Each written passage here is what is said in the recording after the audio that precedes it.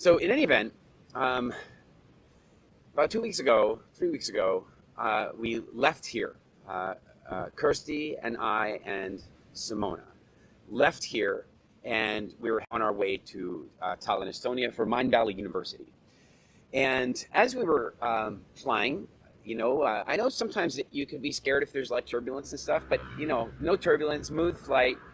But then suddenly we ended up with a really, really serious, like really serious set of alarms going off. Really serious set of alarms, and they were loud. And I'd never heard anything like that before on a plane, never experienced anything like that. And as soon as the alarms went off, the cabin crew started running down the plane super fast, with panic looks on their faces. And then the captain came on and made an announcement that sounded exactly like this. I mean, nothing. We couldn't hear a thing that he was saying. Oxygen mask dropped from the ceiling, and the plane started diving. It was absolutely terrifying. And we weren't even seated together. Kirsty and Simona were a couple of rows behind me, and this all happened. And it's like we dropped apparently from about 40,000 feet to 3,000 feet, something like that, in about 6 minutes. It was a pretty rapid descent.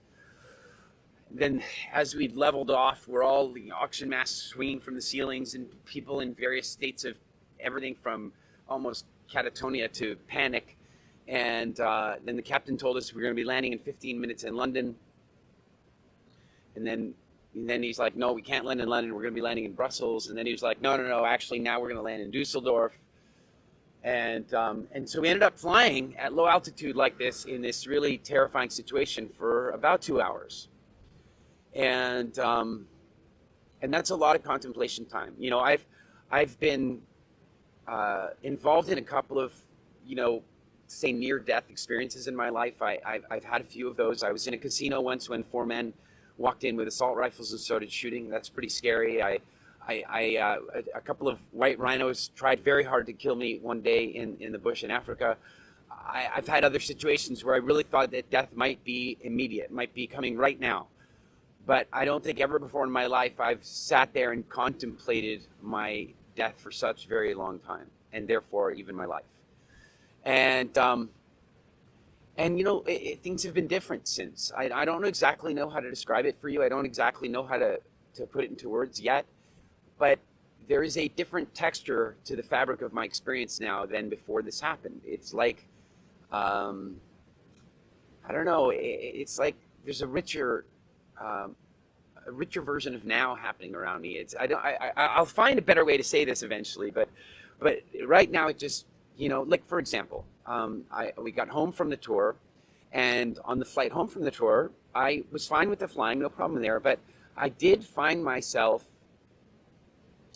thinking a lot about what happened on the tour. I spoke at Mind Valley University and had a great time there, and then I went off and spoke for, I think, my largest ever live audience of about 10,000 people in a big stadium in Cologne, and had all this amazing stuff going on. But it was almost like it was in a blur in the wake of this near-death plane incident.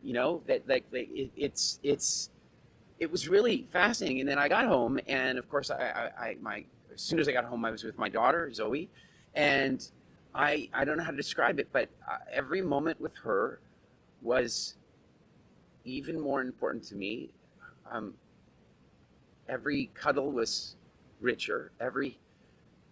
That's all I can say for now, is that the present moment has a level of richness to it that seems to be enhanced in some way. And I don't know if that's a lasting effect, or I hope so. It's kind of cool. It's also not something I want to wish on any of you in terms of how you get there. But it does have me thinking a lot, and people have been asking me a lot. I've done a couple of interviews since, and people have been asking me a lot about it. And you know what? I think Warwick says it really well. It's a type of clarity. Thank you. It is a little bit type of clarity. I do find myself making decisions more easily for some reason. It's like I don't have time to mess around so much. So that's been really fascinating. And it also got me thinking a lot about work. I remember years ago reading about and learning about a plane that nearly went down in Canada, and the people that survived that were interviewed afterward. And one of them, I remember being really taken by his story. He was a very successful entrepreneur, and he spent also about 2 or 3 hours in contemplation of the end. And when he landed, he stepped off the plane, and apparently he threw his mobile phone into the grass and went home and sold his business and moved with his family to the south of France, and that was the end of it. And I have found myself looking at business differently, and family time differently, and so on. And one of the things I became really grateful for up there, on one side it made me feel really grateful, and the other side it made me feel a little panicked, is that I'm really grateful for the work that I get to do. I'm really grateful for the impact that I get to have around the world. I'm really grateful for the messages that I get from people quite literally every single day, talking about how their life has turned around, how their health has turned around, how their disease is in remission, or how they've lost this weight, or how they have a better relationship with their body and food, their self-esteem, their depression is lifted. Like, I get these messages every day, and I'm so grateful. But then I had another feeling, and the other feeling was, I have to keep doing this. Like, I have more to do. I'm not selling my business and moving to the south of France, man. I have things to do, and I find myself even more on fire about the work that I get to do in the world. I remember years ago seeing a quote from Steve Jobs, and he said, I'm heavily paraphrasing, this is not word for word, but in essence he says, if you don't have the right passion, if you don't have this passion, something that you're fighting for, or a right you're trying to wrong, something you're fighting against, if you don't have that burning passion, you're going to give up. You're going to get stopped. You're going to get stopped by the most basic obstacles.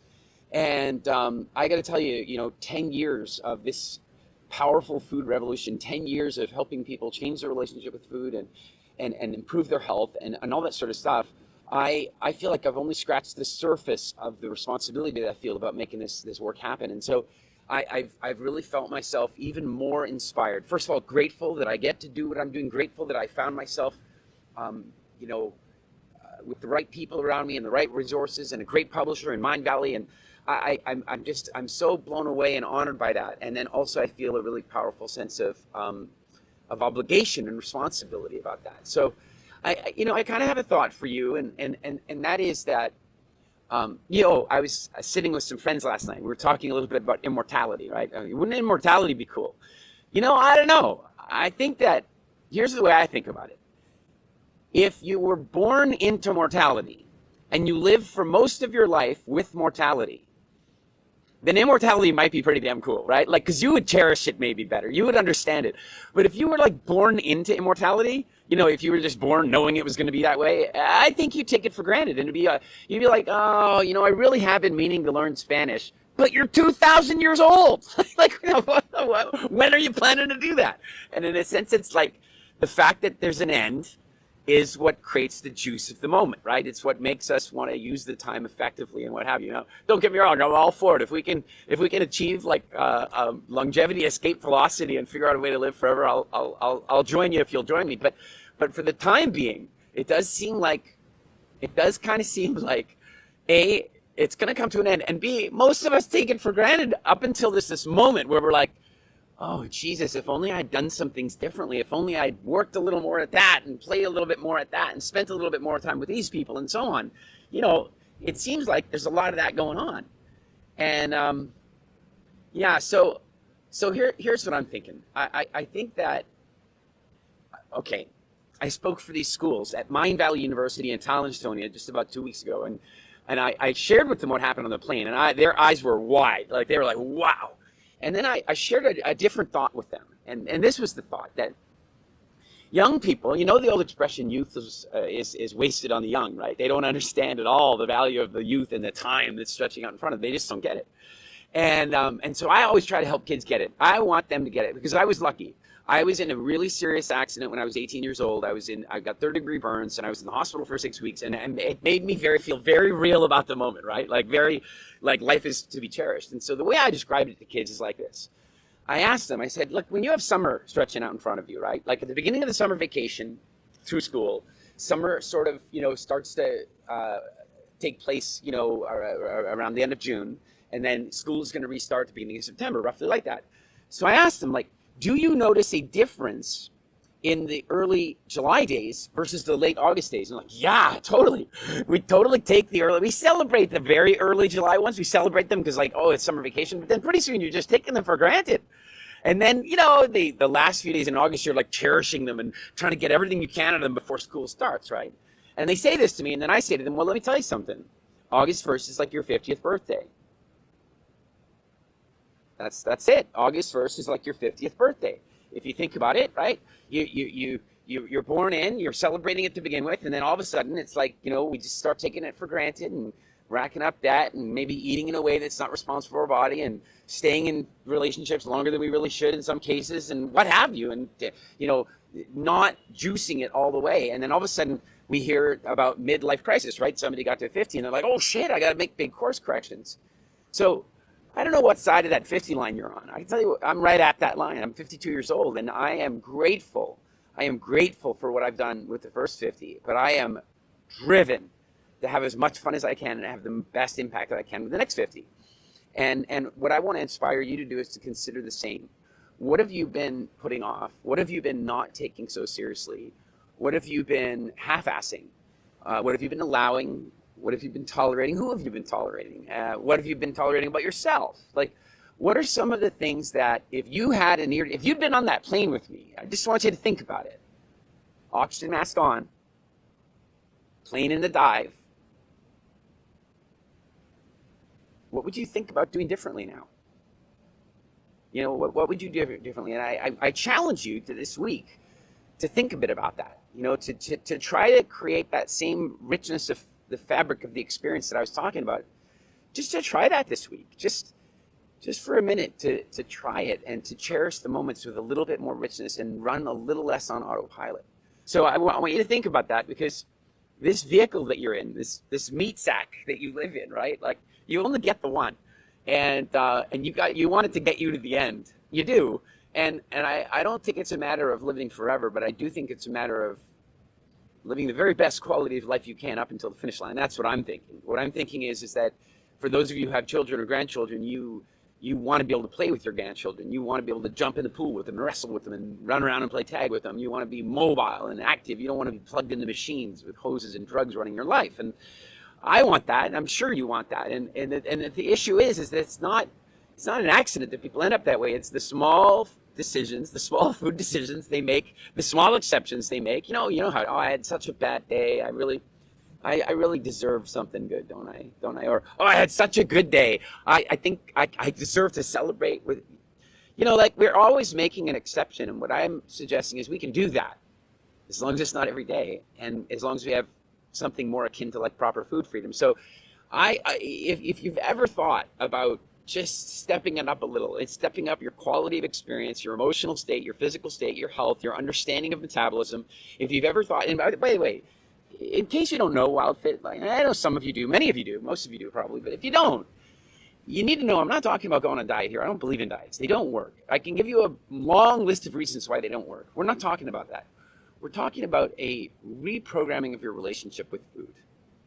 That's what we're really talking about. We're talking about feeling absolutely free. You know what? My guess is that if you haven't done Wildfit before, and maybe even if you have a little bit, it's still there. But if you haven't done Wildfit before, my guess is that you live between two regrets. The one is the regret that you ate something. Anyway, off track there for a minute. What I want to suggest is that we live between these two regrets.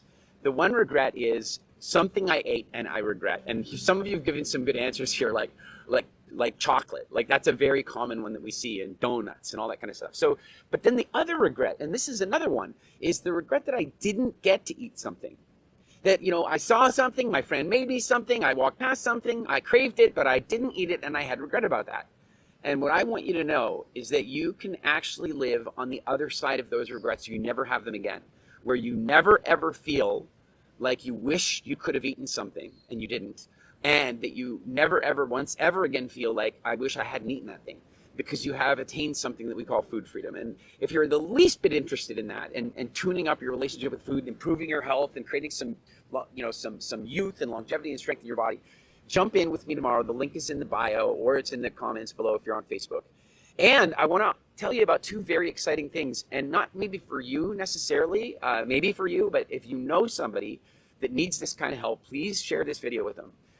We have, over the last 10 years, discovered some phenomenal things about Wildfit. It was originally designed to help business owners have more energy. That's what I created it for.